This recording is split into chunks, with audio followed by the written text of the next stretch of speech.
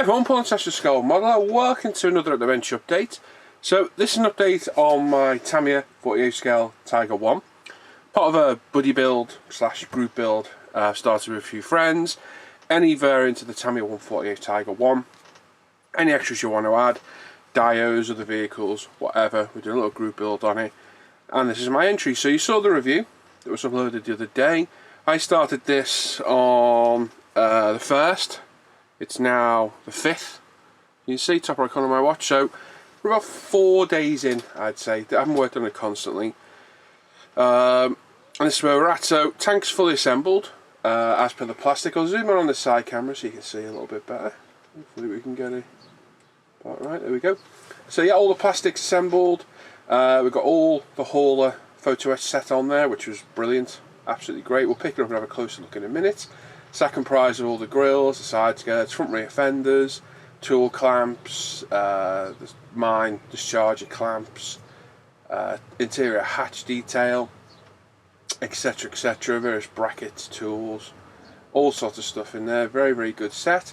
As you can see there, we've got the rear heat deflectors, well, heat shrouds of the exhaust, and I've added a bit of damage to the photo etch and to the heat shrouds as well. And we've added the Eureka tow cable, just one of them, loosely dangled over the back and on the front tow hook, and the kit plastic one's still on there as well. And we've got an RB Productions metal barrel, which I finally got after a month of mucking about. Ordered directly from them, didn't turn up, so ordered from a different seller on eBay, and it turned up 3 days later. So I waited 3 weeks and finally got one off eBay in a couple of days. So no idea what's happened there. Never had a problem with RB before, but for some reason not sure what's happened. Kit's gone together very well.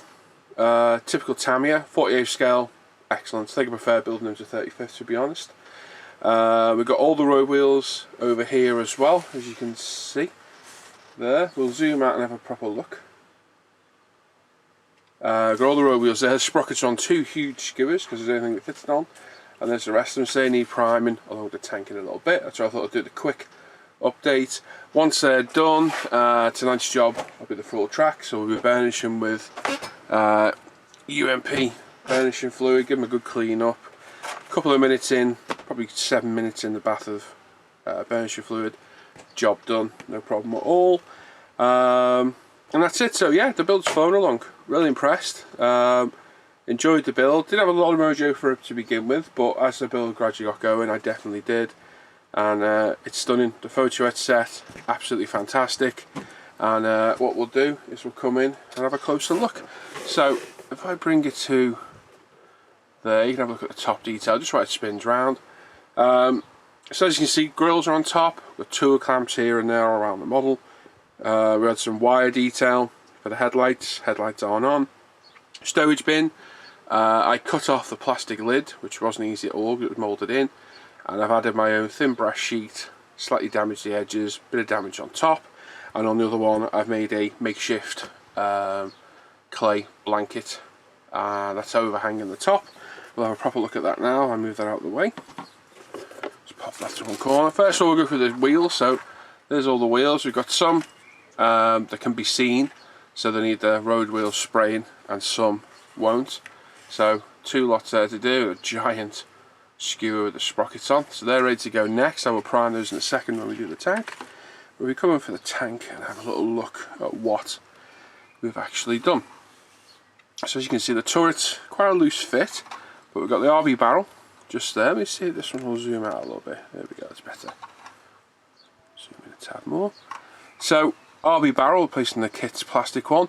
These white stains where CA glue's been, and I've removed it with debonder, so just wiped it off. It's left a slight stain, shouldn't be visible through the primer, so no problems at all. A little bit of filler down the edges of the metal die-cast hull. There's a small gap, and other than that, spot on. So we start at the back of the tank, 'cause that's where I started. So we've got the PE rear fenders. They're all intact, 7 or 8 pieces per fender. Quite a bit of work, a nice bit of photo etch bending using the old small shop tools bender. A little bit of damage on them, nothing heavy really on the back. A few upturned edges. Got the exhaust shrouds on, they've been dinged up. They're a little bit out of shape as well, so maybe it's hit something. and obviously that's part and parcel of building it.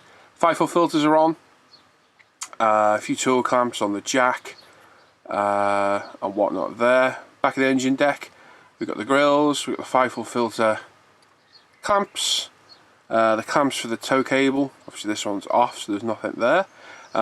This is the kit plastic tow cable with the hauler photo etch detail added over the top. I didn't want to do the full cutting everything out job, so I think it's worked quite well. Tool clamps are on, as you can see, and on the headlights at the front we've added the conduit for the cable on both sides, and tool clamps on the shovel, axe, hammer, spade at the front, etc. So a bit of detail added there. We've got the driver's hatch detail as well, so very, very nice. Really was a nice set. Front fenders, again, several different parts, probably almost 15 parts per fender, and we've gone with them folded down, added some damage that side, completely screwed this one up this side, bent it upwards like it's hit something, and we're missing the front side skirt as well. Again, several components needed bending, quite a lot of work there in those, sorry, when I shot. Quite a lot of work on these, but well and truly worth it. Plenty of damage on these because these aren't armour, they are just thin steel sheet, and the back ones took a good ding as well. I'll get to that turret in a second. Other side, pretty much the same story. The reason I remove them more than anything is so you can see the frills properly.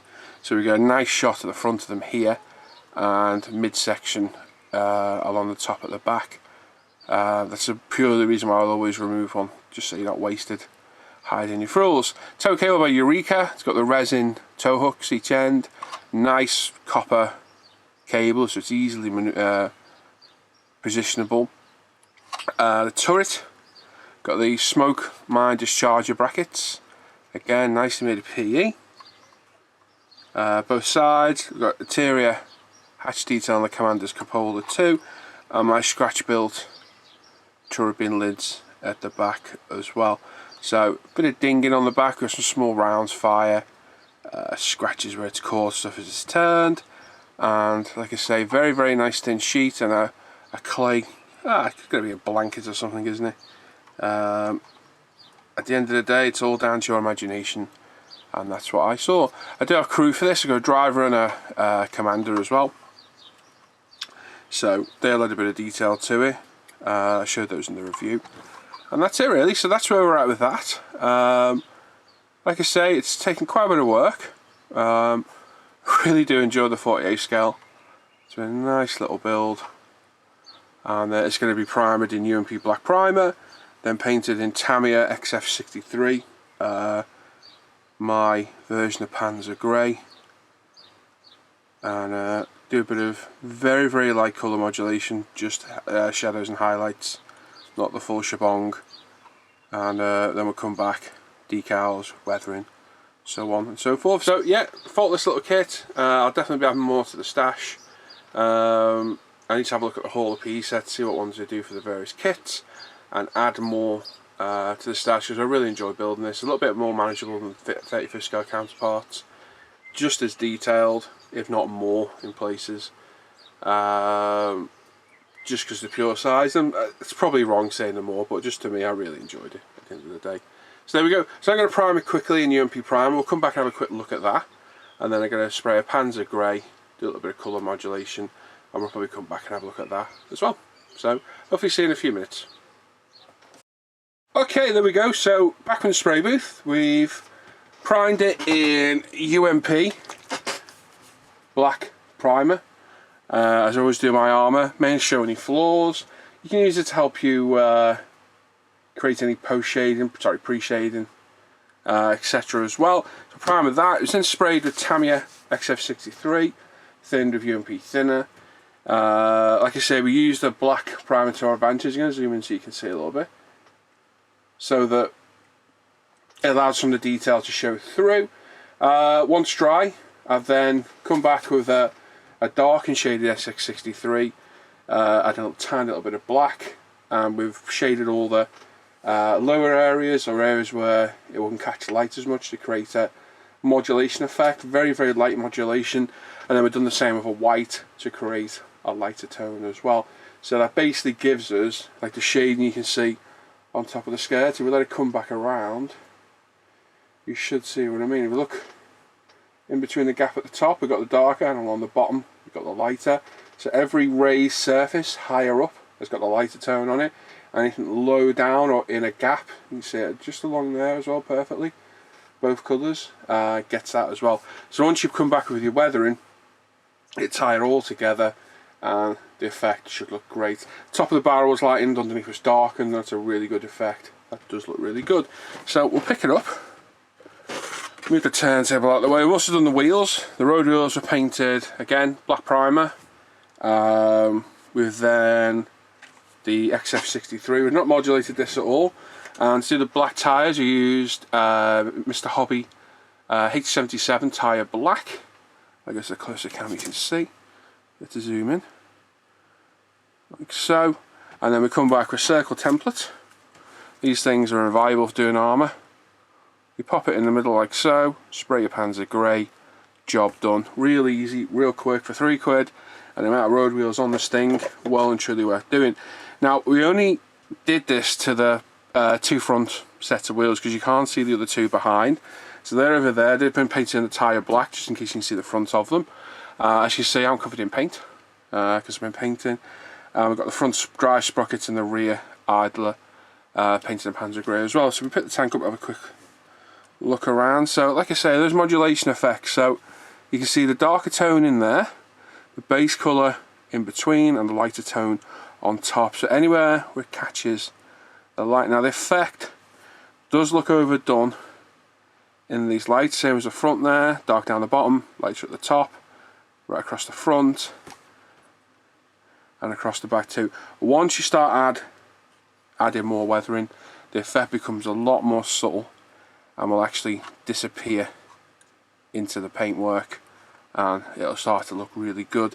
So that's that done now. So what I'm going to do now is, I was going to do the full tracks. To be honest, I'm probably not now. It's a roasting hot night. It's 25 degrees in here. With the lights on, it soon warms up as well. So I'm probably going to detail paint all the tools, equipment, etc. on the tank, and then we can clear coat it in preparation for decal. So, okay, so I was going to leave it at that last segment of video. Just going to editing it. It's the, where are we?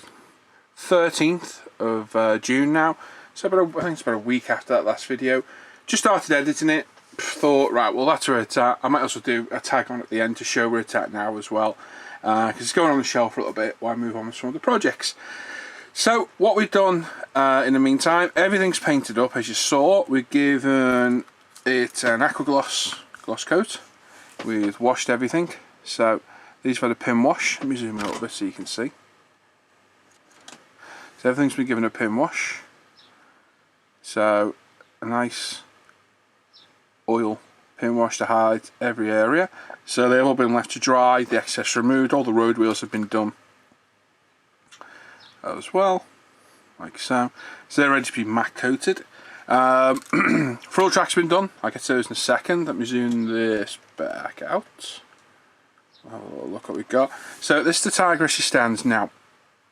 So it's all been detail painted, so all the tools, anything that is in Panzer grey colour, the detail has been picked out. We've been decaled as well, just after gloss coat, as you can see, and it's really starting to come alive. So toe cables painted up, wooden cleaning rods, the cutters, the shovel, the spade, the hammer, the axe, etc. They're all hidden under there.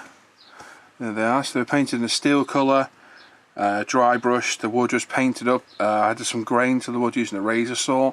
Painted in an old wood colour, then dry brushed in a new wood colour, and an oil wash into those indentations created by the razor saw to give the impression of grain, and that looks quite good. As you see, it is still glossed, so it does look a bit odd. So all the decals are on, Tamiya decals, typical as always, thick as hell. Most of them felt a bit. Look, I had some spare ones.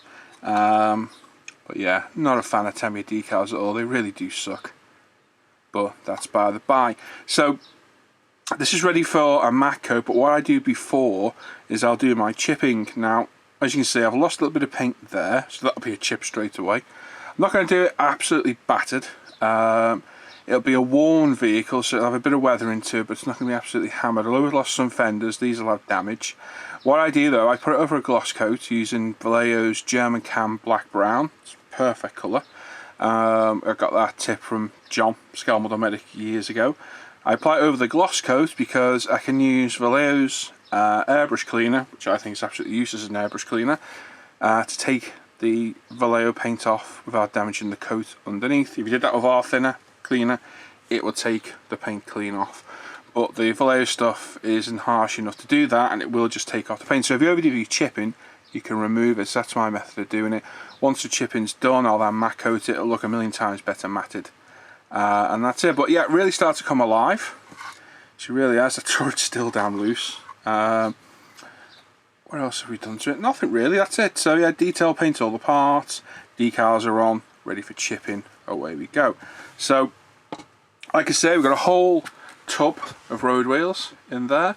We've got my CMK figures built up. I'm going to zoom in on these guys a little bit too. Wobbling the camera too much, go get the speed up, it'd be great. So resin figures, very nice. They've been primed in UMP primer, and then I just gave the faces and hands quick base colour. That's actually Tamiya's flesh, and then we'll go at that with the scale 75 flesh tone set I've got. So we've got the commander for the cupola at the top and the drive for the bottom. The driver's going to be hanging out quite some way. Never done that way. I normally just have the head sticking out, but he's got such a nice body on him. I thought it was a shame to waste it. They've been painted in Panzer black uniforms. And that's it. So they shouldn't take too long. Beautiful little figures for 48 scale. As you see, he's had a above the knee amputation because he's just the right height to stand up in there then. We've got a whole tub full of frill tracks. These have gone slightly grey because I put them back in water to try and get some more rust effects. And I've got a few more different tones. I let them sit in water for about 3 days, so it's just a calcification when it's dried on top. And then my frill tracks, I'm going to zoom out a tad. Going to get my white balance back. There we go. Frill tracks, both sets. Very easy to assemble. They didn't really need drilling. These must be either newer casts, or because they're not as popular as 35th scale, they're not cast as often, because such a cleaner track compared to the 35th scale counterparts. They really didn't take a lot of cleanup. They were washed. Each individual link was washed by brush. It took an hour or so in some hot soapy water. Then let it air dry. Luckily it was a nice warm night that night. And then burnished in UMPs, or our, as you know, it's our company. Burnished in liquid. Now, normally takes 5 to 7 minutes. Not sure what it was. I think maybe it's the size of the trash, because these things are small. These were ready in 2 minutes. 2 minutes, I had this beautiful colour, which really does vary in colour. The whole length of the track, and underneath as well. You can see every individual link is a different colour, which is just absolutely beautiful. Very, very happy with that. We've got no bare metal showing through at all. Not one spot anywhere. So shows you the cleaning pays off, as I always say. And burnishing them while they're apart is a definite. Always burnish them separately, then assemble them. It just works so much easier. 2 minutes, dilute to 50-50 with clean water. 2 minutes, rinse them off, job done. Absolutely perfect. The other part we've got as well is the base. Now, I'd had a little bit to drink the night I did this. I'd had a few bourbons that night. The green I picked is a little bit too day glow, so that does need spraying, but it's a good base to start with anyway. But it is definitely way too green. But this is the base the Tiger's going to sit on, something like around there or so. Not finalised that just yet. And that's it. Tow cable's there, still needs painting up. It's been primed, and the Panzer grey paint on the ends, but that's where we're at with that. Like I said, it's going to sit on the shelf now for a couple of weeks. Well, not a couple of weeks, probably a week, because I've got a month left to finish this thing.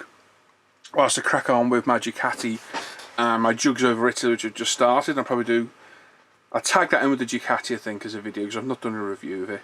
And I'll come back to the Tiger in probably about 10 days with another update to see how we're getting on with the weathering. So there you go. So there's the end of today's At the Bench. A little bit extra I did on the end. But thanks for watching. I'll catch you guys around and I'll see you for the next update.